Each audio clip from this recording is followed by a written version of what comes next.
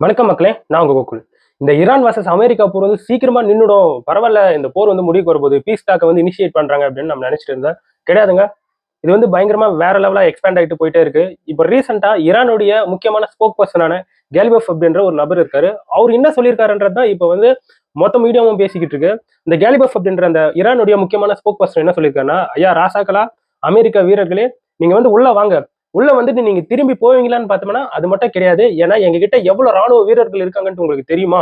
அப்படின்ட்டு ஒரு சில ஆன்சரை வந்து கொடுத்திருக்காரு. அதே சமயத்துல அமெரிக்காவுக்கு இதை வந்து அவங்க வந்து சொல்றாங்க. அமெரிக்கா உலக நாடுகளிலேயே மிக வல்லரசு சக்தி படைத்தது, ரொம்ப சக்தி வாய்ந்த நாடு அப்படின்ட்டு ஏகப்பட்ட விஷயங்கள் வந்து சொல்லிட்டு வர இல்லையா? அப்பேற்பட்ட அமெரிக்காவை ஈரான் வந்து சுத்தமா மதிக்கவே இல்லை. தொடர்ந்து அமெரிக்காவை எதிர்த்து பேசிக்கிட்டு இருக்கு.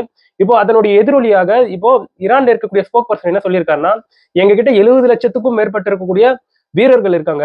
சோ முற்றிலும் அவர் என்ன சொல்லுவாருன்னா, சோ எங்ககிட்ட 70 லட்சத்துக்கும் மேற்பட்டு இருக்கக்கூடிய எங்களுடைய மக்கள் இருக்காங்க. அவங்க எல்லாருமே போருக்கு வந்து ரெடி ஆயிட்டாங்க. சோ அவங்க வந்து அமெரிக்கா ட்ரூப்ஸ், அமெரிக்காவுடைய ராணுவ வீரர்கள் ஈரான்குள்ள வந்து இறங்கிட்டாங்கன்னா அவங்க எல்லாருமே ஆயுதம் ஏந்தி ஈரானுக்காக வந்து போராடுவாங்க. சோ அதற்கான பவர்ஃபுல் நேஷனல் கேம்பெயினை வந்து எப்பயும் நாங்க வந்து இனிஷியேட் பண்ணிட்டோம். சோ அத்துணை மக்களும் எங்களுக்காக வந்து ஈரானுக்காக வந்து போர்ல இறங்கி அமெரிக்காவுடைய வீரர்களை அடிப்போம் அப்படின்ற மாதிரி சொல்லியிருக்காங்க. நீங்க வாங்க ராசாக்களா, நாங்க வந்து பாத்துக்கிறோம் அப்படின்ற ஒரு பாணியில இப்போ ஒரு ரீசெண்டா ஈரானுடைய ஸ்போக் பர்சன் பேசியிருக்கக்கூடிய விஷயங்கள் வந்து பிரேக் ஆயிட்டு இருக்கு. ஸோ நம்ம இப்பதான் கேள்விப்பட்டோம், யூகே வந்து ஒரு 30 நாடுகளை கூப்பிட்டு போயிட்டு ஈரான் கிட்ட ஒரு பீஸ் டீல் பேசலாம், இந்த ஸ்ட்ரைட் ஆஃப் ஹார்மோஸ் திறக்கிறத பத்தி நம்ம பேசலாம் அப்படின்ட்டு இப்ப ரீசெண்டா யூகே வந்து ஒரு ஸ்டெப் எடுத்தது. ஆனா அதற்கெல்லாம் தவிடி பொடி ஆகுற மாதிரி தான் இப்ப வந்து ஈரானுடைய ஸ்போக் பர்சன் வந்து பேசியிருக்காரு. ஆல்ரெடி அமெரிக்கால இருக்கக்கூடிய மக்களுக்கு வந்து இந்த மாதிரி அமெரிக்காவுடைய சோல்ஜர்ஸ் போயிட்டு ஈரானுக்குள்ள கிரவுண்ட் லெவல்ல சண்டை செய்யறது வந்து அமெரிக்கா மக்களுக்கு வந்து பிடிக்கவே இல்லை. ஆல்ரெடி நோ கிங்ஸ் அப்படின்ற ஒரு ப்ரோட்டஸ்ட வந்து மக்கள் வந்து ஸ்டார்ட் செஞ்சிருந்தாங்க. இந்த நிலையில அது ரொம்ப வலுப்பெற்று ரொம்ப பயங்கரமா பேசு பொருளாயிருக்கு.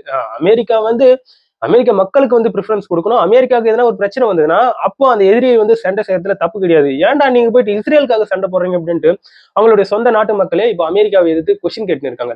ஸோ இதன் எதிரொலியாக அமெரிக்காவுடைய ராணுவத்திலே சில புகைச்சல்கள் இருக்கு, அவங்களுக்குள்ளேயே சில பிரச்சனைகள் போயிட்டு இருக்கு அப்படின்ட்டு சில விஷயங்கள் வந்து பேசப்பட்டு வந்துகிட்டு இருக்கு. அதாவது அமெரிக்காவுடைய ஆர்மி சீஃபான ராண்டி ஜார்ஜ் வந்து பதவியிலிருந்து நீக்கப்பட்டார். அவர் வந்து பீட் எக்ஸத் அப்படின்ற ஒரு முக்கியமான அமெரிக்காவுடைய ஆர்மி ஆபீசர். அவர் தான் மிகப்பெரிய ஒரு தலை. ஸோ அவர் பீட் எக்ஸத் வந்து ராண்டி ஜார்ஜை வந்து தூக்கிட்டாரு. அதுக்கு பதிலா லானி அப்படின்கின்ற இன்னொரு வைஸ் சீஃப் ஆர்மி ஜெனரல் இருப்பாங்க இல்லையா, அவங்களை தூக்கி வந்து பதவியில போட்டிருக்காங்க. ராண்டி ஜார்ஜ் அப்படிங்கிற இந்த நபர் வந்து அமெரிக்கா ராணுவ வீரர்கள் ஈரானுக்குள்ள போயிட்டு சண்டை போடுறது அவருக்கு வந்து பிடிக்கவே இல்லை. இது சம்பந்தப்பட்டு அவர் வந்து அப்போசிஷன் பண்ணும்போது தான் இந்த ராண்டி ஜார்ஜை வந்து பீட் எக்ஸத் அப்படின்ற அமெரிக்காவுடைய ராணுவத்தை சார்ந்த உயர் அதிகாரி வந்து ராண்டி ஜார்ஜை வந்து தூக்கிட்டாரு அப்படின்ற ஒரு பேச்சு வந்து போயிட்டு இருக்கு. இன்னொரு பக்கம் அவங்களுடைய ஸ்போக் பர்சன்லாம் வந்து என்ன சொல்றாங்கன்னா, கிடையாது, ராண்டி ஜார்ஜுக்கு வந்து அவருக்கு வயசு ரொம்ப அதிகமாயிடுச்சு. ஸோ அவருடைய சேவை என்பது இந்த டீமுக்கு வந்து நிறையவே அவர் பண்ணிட்டாரு. இதுக்கப்புறம் அவருக்கு வந்து ஓய்வு கொடுத்துடலாம். அதற்காக தான் அவரை வந்து இப்போ வந்து வேலையில இருந்து நாங்க வந்து நீக்கி இருக்கோம் அப்படின்ட்டு இதற்கு வந்து இன்னொரு சப்பக்கட்டு வந்து கட்டப்பட்டு வந்துகிட்டு இருக்கு. பட் நிறைய பேர் என்ன இதுக்கு வந்து விளக்கம் கொடுத்துருக்காங்கன்னா, ராண்டி ஜார்ஜ் வந்து ஆர்மி சீஃப் வந்து வேணாம், அமெரிக்கா ராணுவ வீரர்கள் வந்து ஈரானுக்குள்ள போயிட்டு சண்டை போட வேணாம் அப்படின்ட்டு அப்போஸ் பண்ண பிறகுதான் பீட் எக்ஸத் அப்படின்ற அமெரிக்காவுடைய ராணுவத்துடைய உயர்மட்ட அதிகாரி வந்து இவர் ராண்டி ஜார்ஜை வந்து தூக்கி இருப்பதாக ஒரு தகவல் என்பது இப்ப வந்து போயிட்டு இருக்கு. இந்த மாதிரியான ஒரு நிலைமையில ஓகே, போர் கொஞ்சம் சுமூகமா முடியும், சீக்கிரமா இவங்க வந்து அமைதி பேச்சுவார்த்தைக்கு வந்துருவாங்கன்னு பார்த்தோம்னா, திருப்பியும் ஈரானை வந்து கடுமையா தாக்கியிருக்கு அமெரிக்கா. அதாவது ஈரான்ல இருக்கக்கூடிய நார்த் ஈஸ்டர்ன் அப்படின்ற ஒரு பகுதியில வந்து ஒரு ஃபியூல் ரிசர்வ் இருக்குதுங்க. அங்க வந்து மிசைல் அட்டாக் பண்ணிருக்கு. அந்த இடத்துல வந்து செம்மையா தீப்பற்றி எரிஞ்சு கருமேகங்கள் சூழ்ந்துகிட்டு அந்த அளவுக்கு புகைகள் வந்து போய்கிட்டு இருக்கு. அந்த காட்சிகள்லாம் பார்க்கும்போது உண்மையாவே என்னடா இந்த போர் எப்பதான் முடிய போகுது, இது மாதிரி எக்ஸ்பேண்ட் ஆகிட்டு போயிட்டே இருந்ததுன்னா கண்டிப்பா ஈரான் வந்து ஸ்ட்ரைட் ஆஃப் ஹார்மஸ் வந்து திறக்கவே விட மாட்டாங்க. அந்த ஸ்ட்ரைட் ஆஃப் ஹார்மஸ் திறக்கலைன்னா எங்க உலக பொருளாதார பெருமந்தம் என்பது ஏற்படும். அதுல வந்து மாற்று கருத்து கிடையாது. இப்போ வந்து நம்மளுக்கு நம்ம கண் கூட பார்த்துக்கிட்டு இருக்கோம். ஸோ நம்மளுக்கு வந்து இந்த எல்பிஜி, இந்த கேஸ் சிலிண்டர் தட்டுப்பாடு என்பது இப்போ வரைக்கும் போய்கிட்டு இருக்கு. மிடில் ஈஸ்ட்ல வந்து அவங்களோட ஆயில்லாம் இழுத்து மூடி இருக்காங்க, எந்த ஒரு ப்ரொடக்ஷனுமே பண்ணல.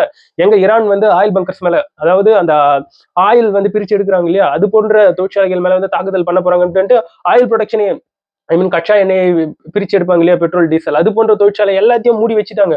ஸோ அதனால பெட்ரோல் டீசல் விலை என்பது ஏறும். இதனால அனைத்து வகையான பொருட்கள் மீது அந்த பொருளாதார பெருமந்தம் என்பது ஏற்படும். அதனால இந்த பொருட்களின் விலை உயர்வு என்பது அதிகமா ஏற்படும். இவ்வளவு பிரச்சனை இருக்கு. அதனால தான் ஸ்ட்ரைட் ஆஃப் ஹார்மோஸை வந்து திறப்பதற்கான ஒரு வழியை வந்து தேடி இருக்காங்க யூகே. அதுக்குள்ள அமெரிக்கா வந்து நீங்க எப்படி போனா எனக்கு என்னடா, நான் உலகத்தோட லாஸ்ட்ல இருக்கேன்டா, எனக்கும் ஸ்ட்ரைட் ஆஃப் ஹார்மோஸுக்கும் என்னடா பிரச்சனை இருக்கு அப்படின்ட்டு அமெரிக்கா விட்ட பாடு கிடையாது. தொடர்ந்து ஈரானை வந்து ரொம்ப பதிலடி கொடுத்து தாக்கிட்டு இருக்கு. இந்த இடத்துல ஈரானையும் சும்மா சொல்லக்கூடாதுங்க. அத்தனை நாடுகளை வந்து எதிர்த்து சண்டை செஞ்சுக்கிட்டு இருக்கு. மிடில் ஈஸ்ட்ல இருக்கக்கூடிய கத்தாரு, சவுதி அரேபியா, பஹ்ரைன் இது போன்ற நாடுகள்ல இருக்கக்கூடிய ஆர்மி பேஸ், யூஎஸ் உடைய ஆர்மி பேஸ வந்து தொடர்ந்து ஈரான் வந்து தாக்குதல் பண்ணிக்கிட்டு இருக்கு. ஒரு பக்கம் இஸ்ரேல் டெல்லவில வந்து தாக்குதல் பண்ணிக்கிட்டு இருக்கு. இப்ப ரீசெண்டா கேள்விப்பட முடிஞ்சது, சில பிரிட்ஜஸை வந்து ஈரான் வந்து அடிச்சிருக்கு. நம்ம வந்து நேத்திக்கு கேள்விப்பட்டிருந்தோம், ஈரான்ல இருக்கக்கூடிய B1 பிரிட்ஜ் வந்து தகர்க்கப்பட்டது அமெரிக்காவுடைய மிசைலால. அது சம்பந்தப்பட்டு டொனால்டு ட்ரம்ப் அவர்கள் வேற பதிவு பட்டு இருந்தாரு. ஸோ அதுக்கப்புறம் இப்போ வந்து திருப்பியும் ஈரான் கோவப்பட்டு ஈரான் வந்து பதிலுக்கு அவங்க ஒரு லிஸ்ட் போட்டு இருந்தாங்க. இந்த பிரிட்ஜ் எல்லாம் நாங்க அடிச்சு காமிக்கிறோம் பாத்தீங்களா, எங்க பிரிட்ஜை நீங்க தொட்டுட்டீங்க, இந்த பிரிட்ஜ் எல்லாம் நாங்க தூக்குறோம்ட்டு இவங்க பதிலுக்கு வந்து தாக்குதல் பண்ண ஆரம்பிச்சிட்டாங்க. இந்த மாதிரி பதிலுக்கு பதிலுன்ட்டு இந்த போர் எங்க போய் நிக்க போகுதுன்றது தெரியலங்க. ஒரு பக்கம் அமெரிக்காவுடைய மக்கள் வந்து நம்மளுக்கு பிரச்சனைனா நம்ம சண்டை செய்யல, ஒரு தப்பும் கிடையாது. ஆனா இஸ்ரேலுக்கு பிரச்சனைனா நீ ஏன்டா போய் நிக்கணும்ட்டு அமெரிக்கா மக்கள் அமெரிக்காவே பார்த்து கேட்டுட்டு இருக்காங்க. ஸோ இந்த போர் வந்து ரொம்ப சுமூகமாக முடிய போறது இல்லைங்க. இந்த மாதிரி எக்ஸ்பேண்ட் ஆகிட்டு போயிட்டே இருக்கு. ஸோ அடுத்து அப்டேட் என்னன்றது தெரிஞ்சுக்கணும்னா கோகுல் டெக் சேனல் வந்து சப்ஸ்கிரைப் பண்ணிக்கோங்க. ஸோ எந்த அளவுக்கு ஷார்ட்டா சொல்லி முடிக்க முடியுமோ அந்த அளவுக்கு ஷார்ட்டா சொல்லி முடிக்கிறேன். ஸோ இதை பற்றி நீங்க என்ன நினைக்கிறீங்கன்றது இந்த கமெண்ட் செக்ஷன்ல பதிவு பண்ணுங்க.